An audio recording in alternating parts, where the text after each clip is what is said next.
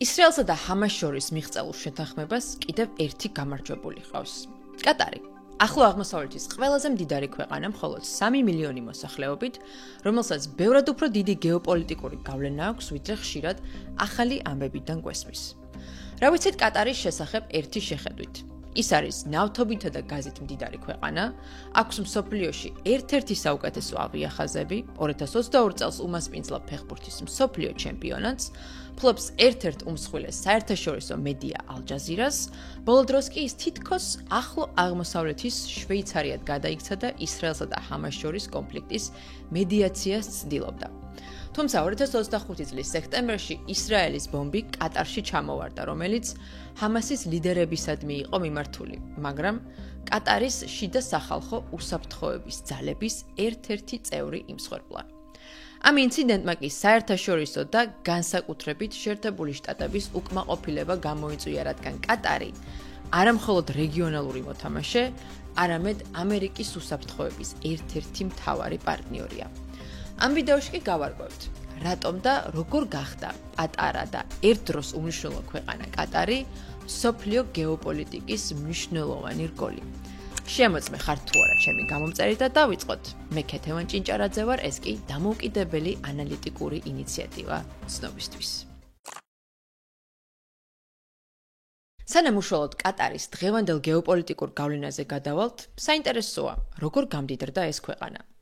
ათასობით წლის განმავლობაში ვერავინ იფიქრებდა, რომ მტვრიანი, უდაბნოთი დაფარული კატარი, სადაც არც მდინარე არსებობს, არც საკმარისი ნალექი და არც ნაყოფიერი მიწა, ახლო აღმოსავლეთის უმდიდრეს ქვეყნად აღმოცენდებოდა.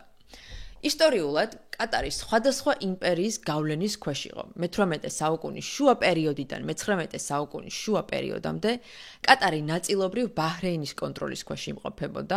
1871 წლიდან ოსმალეთის იმპერიის შემადგენლობაში გადავიდა. 1916 წლიდან კი ის იყო ბრიტანეთის დამცველობის ქვეშ მყოფი ქვეყანა, სანამ მან დამოუკიდებლობა არ მოიპოვა 1971 წელს. კატარის მიწა საუკუნეების მანძილზე იყო იზოლირებული, ღარიბი, ჩამორჩენილი. ცხელი კლიმატის გამო კი იქ ცოტა ადამიანი ცხოვრობდა და მათი უმრავლესობა თავს ძირითადად მეთევზეობით ან მარგალიტების მოპოვებით ირჩენდა, სანამ 1929 წელს ნახევარკუნძულის დასავლეთ ნაწილში, დუხანის მინდორზე, ნავთობი არ აღმოაჩინეს. თუმცა იმ წელს მეორე მსოფლიო ომი დაიწყო, რის გამოც ნავთობმოპოვების განვითარება 10 წლით შეფერხდა. 1950-იან წლებში კომპანია შელი უკვე მცირე რაოდენობით ნავთობს მოიპოვებდა კატარის დუხანის საბადოდან, თუმცა ეს არაფერი იყო საუდის არაბეთის და ქუვეითის მარაგებთან შედარებით. ამის შემდეგ კატარმა დასავლურ კომპანიებთან ერთად კიდევ რამდენიმე მცირე საბადო აღმოაჩინა სპარსეთის ყურეში, მაგრამ არაფერი განსაკუთრებული. თუმცა ამ ძიება-ძიებაში კომპანია შელის დახმარებით 1971 წელს კატარმა საუკუნის გეოლოგიური აღმოჩენა გააკეთა. ეს იყო არა ნავთობი, არამედ ბუნებრივი აირი. სპარსეთის ყურეში კატარისა და ირანის ეკონომიკურ ზონაში მიაგნეს გაზის ყველაზე დიდ მარაგს მსოფლიოში. დღეს კატარის მხარე ცნობილია როგორც ჩრდილოეთის, ხოლო ირანის როგორც სამხრეთ პარსის საბადო. ამ აღმოჩენამ კი ორივე ქვეყნის ეკონომიკური ბედი შეცვალა. თუ ირანისა და კატარის საბადოებს გავაცალკევებთ, მაშინ კატარი მესამე ადგილზე აღმოჩნდება გაზის მარაგებით მსოფლიოში, რუსეთისა და ირანის შემდეგ. ეს პატარა ქვეყანა კი ისეთი დიდი ქვეყნების მარაგებზე ორჯერ მეც ფლობს, როგორიცაა შეერთებული შტატები და საუდის არაბეთი. სწორედ ამ საბადომ აქცია კატარი იმ ეკონომიკურ ძალად, რომელსაც დღეს ვიცნობთ, მაგრამ ეს ერთ დღეში არ მომხდარა. აღმოჩენის მომენტში კატარელები და შელის ინჟინრები იმედგაცრუებულები იყვნენ, რადგან ბუნებრივი აირის ექსპორტი იმ დროს კატარისათვის მომგებიან ბიზნესად არ ითვლებოდა. საქმე ისაა, რომ 1970-იან წლებში ბუნებრივი აირის ინდუსტრია სრულიად განსხვავდებოდა დღევანდელისაგან, მიუხედავად იმისა, რომ მეორე მსოფლიო ომის შემდეგ უკვე აქტიურად გამოიყენებოდა ბუნებრივი აირის თხევად მდგომარეობაში გადაქცევის ტექნოლოგია საზღვაო გადაზიდვებისათვის. ეს ურთულესი და ძვირად ღირებული პროცესი იყო, რასაც სჭირდებოდა სპეციალური ქარხნები, რომლებიც აირს -161-დან 163 გრადუს ცელსიუსამდე გააგრილებდა, რაც რთული ამოცანა იყო სპარსეთის ყურის ცხელი კლიმატის პირობებში. სპეციალურად შექმნილი გემები, რომლებიც თვეების განმავლობაში შეინარჩუნებდნენ დაბალ ტემპერატურას ზღვაში გადაზიდვებისას და ბოლოს მიღების წერტილებში რეგაზიფიკაციის ქარხნები, რომლებიც თხევად გაზს ისევ აირად მდგომარეობაში გადაიყვანდნენ მომხმარებლებისათვის. მთელი ამ ინფრასტრუქტურის შექმნა მილიარდობით დოლარი ჯდებოდა და თან მაშინ, როცა თხევად გაზზე მოთხოვნა თითქმის არ არსებობდა. ევროპა ბუნებრივ აირს იღებდა მილსადენებით ნორვეგიიდან, ნიდერლანდებიდან და 1970-იანი წლების ციმბირის გაზის აღმოჩენების შემდეგ რუსეთიდან. ხოლო აზიაში იაპონია, სამხრეთ კორეა და ტაივანი ბუნებრივ აირს იღებდნენ ახლო მეზობლებისაგან, როგორიც არის ინდონეზია, მალაიზია და ბრუნეი. ამიტომ კატარის ძვირი თხევადი გაზი ვერ იქნებოდა კონკურენტუნარიანი მსოფლიო ბაზარზე და შელმა ეს პროექტი მიატოვა. 1970-იან წლებში ისრაელის მხარდაჭერის მიზნით იამ-ქიფურის ომისას, რომელსაც არაბულ სამყაროში მეოთხე არაბ-ისრაელის ომის სახელით იცნობენ, არაბულმა ქვეყნებმა დასავლურ ქვეყნებს, როგორიცაა შეერთებული შტატები, ნიდერლანდები, პორტუგალია, დაუწესეს ნავთობზე ემბარგო. შედეგად, ნავთობის ფასი მკვეთრად გაიზარდა და კატარი თავის ნავთობის მცირე მარაგებზე გადაერთო, მაგრამ 1990-იანი წლების ბოლოს ყველაფერი ისევ შეიცვალა. 1996 წელს ნავთობის ფასი 50%-ზე მეტი დაეცა, რის გამოც კატარში ნავთობის წარმოება და შემოსავლები მკვეთრად შემცირდა და 90-იან წლებში, როცა ნავთობის ფასები ისევ დაბალ ნიშნულზე იყო, კატარი დაუბრუნდა ბუნებრივი აირის საბადოს განვითარებას, რომელიც 20 წელი არ ფუნქციონირებდა. ამავე პერიოდში კი ბუნებრივი აირის გლობალური მოთხოვნა იზრდებოდა, 2 ათწლეულის ტექნოლოგიური პროგრესისა და გამოცდილების შემდეგ კი თხევადი გაზის ინფრასტრუქტურის მშენებლობის ხარჯებიც მნიშვნელოვნად შემცირდა, რაც კატარს სრულიად ახალ ეკონომიკურ შესაძლებლობებს უქმნიდა. 1995 წელს ამბიციურმა და პროგრესულად მოაზროვნე ჰამად ბინ ხალიფა ალ-ტანიმ ფაქტობრივად უსისხლო გადატრიალება მოაწყო და თავისი მამა გადააყენა. სწორედ ჰამად ბინ ხალიფას ლიდერობის დროს დაიწყო პატარა კატარის გარდაქმნა მსოფლიო ძალად. მას მტკიცედ სწამდა ჩრდილოეთის გაზის საბადოს პოტენციალის და დასავლური ენერგოკომპანიებისაგან, მათ შორის ამერიკული ExxonMobil-ისაგან მიღებული მილიარდობით დოლარის ინვესტიციით, მიზნად დაისახა მსოფლიოში ყველაზე კონკურენტუნარიანი თხევადი გაზის ინდუსტრიის შექმნა და ასეც მოხდა. 1996 წელს კატარმა სპარსეთის ყურის გავლით თავისი პირველი თხევადი გაზის პარტია ექსპორტზე გაუშვა, 10 წლის შემდეგ კი ქვეყანამ ყველა კონკურენტს გადააჭარბა, მათ შორის მალაიზიასა და ინდონეზიას და გახდა მსოფლიოში ყველაზე დიდი თხევადი გაზის ექსპორტიორი. ექსპორტიდან მიღებულმა უზარმაზარმა შემოსავალმა კი კატარის ხაზინა უსწრაფესად გაავსო და ქვეყანა წარმოუდგენლად გამდიდრდა. თუმცა ამ ახალ სიმდიდრეს თან ახლდა ახალი საფრთხეც. თუ ვიდეოს ჯერ კიდევ უყურებ, ესე იგი გეოპოლიტიკა გაინტერესებს, ამიტომ გამოიწერე არხი და შემოვერთდი ჩვენს 10,000-ობით მაყურებელს. კატარი ზედმეტად დამოკიდებული გახდა ბუნებრივი აირის გაყიდვებზე. ამიტომ ერთ დღეს რომ ბაზარი ჩამოშლილიყო, ან მის ტერიტორიას შექმნოდა საფრთხე, აქ არ უნდა დაგვავიწყდეს, რომ ახლო აღმოსავლეთი გეოპოლიტიკურად ტურბულენტური ზონაა, ის ისევ ხარი ცარიელ ნახევარკუნძულად გადაიქცეოდა. მაგრამ კატარმა ჭკვიანური დიპლომატიით შეიქმნა უსაფრთხოების გარანტიები. 1996 წელს სპარსეთის ყურის ომის შემდეგ, როდესაც შეერთებული შტატების მეთაურობით ქუვეითი სადამ ჰუსეინის ერაყისაგან გათავისუფლდა, კატარმა ამერიკას ნება დართო თავის ტერიტორიაზე განეთავსებინა ალ-უდეიდის საჰაერო ბაზა, რომელიც დღემდე შეერთებული შტატების ყველაზე დიდი სამხედრო ბაზაა ახლო აღმოსავლეთში. ამით კატარი პატარა ნავთობდამოკიდებული ქვეყნიდან გადაიქცა ამერიკის მნიშვნელოვან მოკავშირედ. სანაცვლოდ კი ამერიკამ მიიღო სტრატეგიული ბაზა, საიდანაც საჭიროების შემთხვევაში საჰაერო თავდასხმას მარტივად განახორციელებს სირიაზე, ერაყზე, ირანზე, ავღანეთზე და სხვა მიმდებარე სახელმწიფოებზე.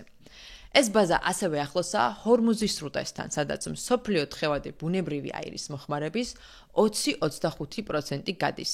მის გადაკეტვას კი დიდი ზიანის მიყენება შეუძლია ნავთობის მომარაგების ჯაჭვისათვის. ჰორმუზის სრუტის სტრატეგიულობაზე მეც ამ ვიდეოდან გაიგებთ. ამიტომ წარმოიდგინეთ რეაქცია დოჰაში, როცა ამერიკის მოკავშირე ისრაელის საჰაერო თავდასხმის შედეგად 9 სექტემბერს ადგილობრივი სახელმწიფო მოხელე გარდაიცვალა. ეს კი იმ დროს, როცა კატარი ისრაელსა და ჰამას შორის სამშვიდობო შეთანხმების მოლაპარაკებას ცდილობდა. This aggression is in fact a blatant, treacherous and cowardly act, and it is impossible to deal with such a degree of cunning and betrayal. შექმნილი სიტუაციით უკმაყოფილო იყო დონალდ ტრამპიც. So he's very unhappy about it. Very unhappy about every aspect, and we got to get the hostages back. ამ ფონზე კი ისრაელის პრემიერ-მინისტრ ბენიამინ ნათანიაჰუს ბოდიშის მოხდაც მოუწია 2025 წლის 29 სექტემბერს თეთრსახლში დონალდ ტრამპთან ერთობლივ პრესკონფერენციაზე, სადაც მხარეებმა ახალ გრძელვადიან გეგმაზე ისაუბრეს ღაზას სექტორში ომის მოსაგვარებლად. Israel was targeting terrorists, wasn't targeting Qatar, and of course we regretted the loss of the Qatari citizen, wasn't our target. გეგმა შემუშავდა მრავალი არაბული და ევროპული ქვეყნის კონსულტაციით და მისი პირველი ეტაპი მოიცავს ცეცხლის შეწყვეტას და ყველა მძევლის გათავისუფლებას. ეს პირობა კი მხარეებმა უკვე შეასრულეს 13 ოქტომბერს 20 ისრაელელი მძევალი და 2000-მდე პალესტინელი დაკავებული სახლში დაბრუნდა.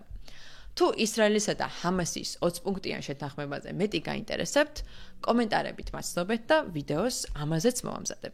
საინტერესო ისაა, რომ ამავე დღეს დონალდ ტრამპმა მოაწერა ხელი ბრძანებას, რომელიც კატარის უსაფრთხოების გარანტიებს უზრუნველყოფს. დოკუმენტში ნათქვამია, რომ კატარზე ნებისმიერი შეიარაღებული თავდასხმა ჩაითვლება შეერთებული შტატების მშვიდობასა და უსაფრთხოებაზე თავდასხმად.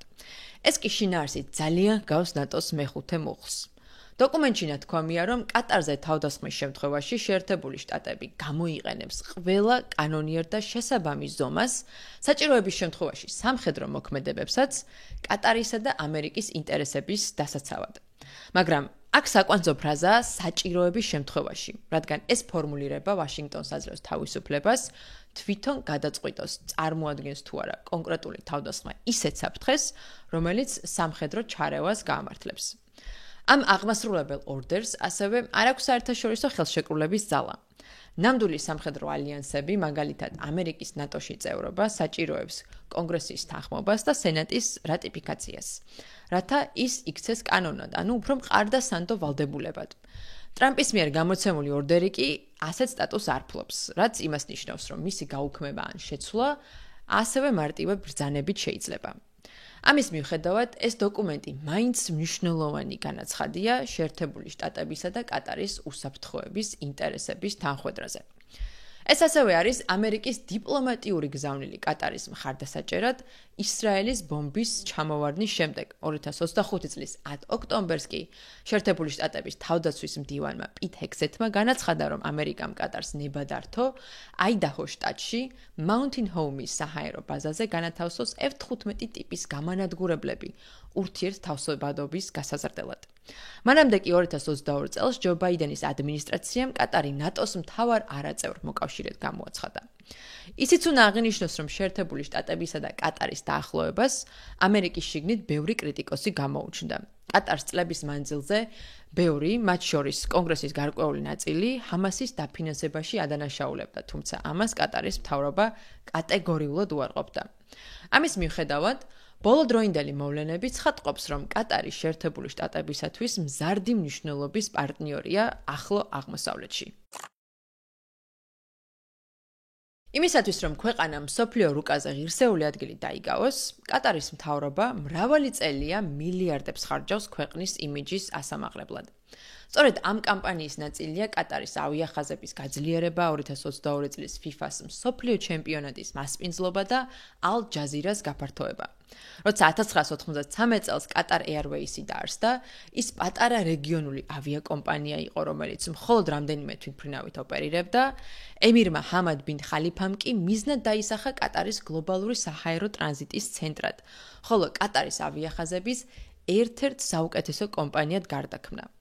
2000-იან წლებში სახელმწიფოს მძლავრი ფინანსური მხარდაჭერით კომპანიამ დაიწყო სწრაფი გაფართოება, შეიძინა ახალი Airbus-ებისა და Boeing-ის თვითმფრინავები, გაიხსნა ათეულობით ახალი მარშრუტი აზიაში, ევროპაში და ამერიკაში, დოჰაში აშენდა ჰამადის საერთაშორისო აეროპორტი, თანამედროვე ჰაბი, რომელიც ერთ-ერთ საუკეთესო აეროპორტად ითვლება მსოფლიოში.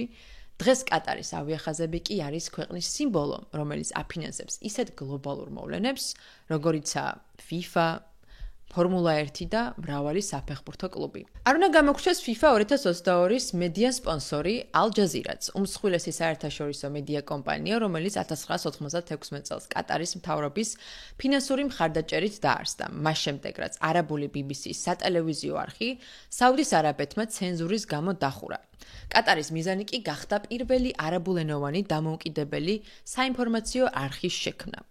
Al Jazeera-მ სწრაფად მოიპოვა პოპულარობა თავისი დებატებით და ომის ზონებიდან პირდაპირ რეპორტაჟებით, რის შედეგადაც კატარი გადაიქცა ინფორმაციული გავლენის ცენტრად ახლო აღმოსავლეთში. თუმცა, ბევრი კითხვის ნიშნის ქვეშ აყენებს Al Jazeera-ს დამოუკიდებლობას, რადგან მისი დაფინანსების დაახლოებით 90% კატარის სახელმწიფო ბიუჯეტიდან მოდის, ხოლო მისი ხელმძღვანელი შეიხ ჰამად ბინ თამერ ალ-ტანი კატარის სამეფო ოჯახის წევრია. ამის გამო ბევრი მიიჩნევს, რომ Al Jazeera კატარის ინტერესებისადმი არის მიკერძოებული. კატარის ეკონომიკური და გეოპოლიტიკური აღზევება ნამდვილად შთამბეჭდავია თანამედროვე ისტორიაში.